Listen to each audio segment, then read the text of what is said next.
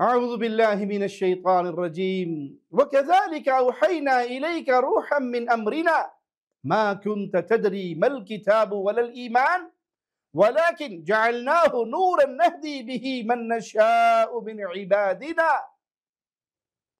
پیارے بھائی، صاحب قرآن کے ساتھ ہمیشہ نور ہوتا ہے، یعنی وہ ہر لمحہ پر نور رہتا ہے، کیونکہ وہ قرآن کی صحبت میں ہے۔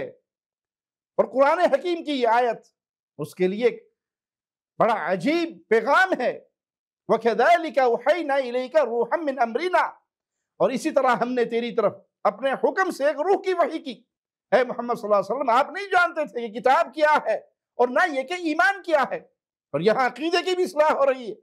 جو لوگ کہتے ہیں اللہ کے نبی صلی اللہ علیہ وسلم کو ہر طرح کا غیب عطا کر دیا گیا تھا، غیب کی ساری کنجیاں آپ کے پاس تھی، جو ہو گیا، جو ہونا ہے، سب آپ کو بتا دیا گیا۔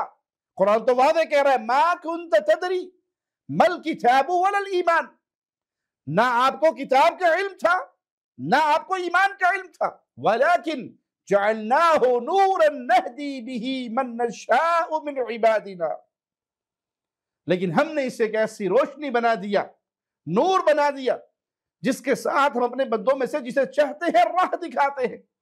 تو جس کے ساتھ نور قرآن اور صحبت قرآن جس کو میسر ہوگی، اس کے لیے دنیا میں بھی نور، قبر میں بھی نور، آخرت میں بھی نور، پل صراط پر بھی نور۔ مبارک ہو قرآن کی صحبت پانے والوں کے لیے، یہ صحبت بڑی پیاری ہے۔